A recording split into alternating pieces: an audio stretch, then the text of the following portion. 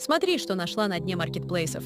Все прекрасно. Стул у котят нормализовался в течение суток. Спасибо. Проектор нормально. Только порно смотреть и мама зайти комната. Папа большой пиздец.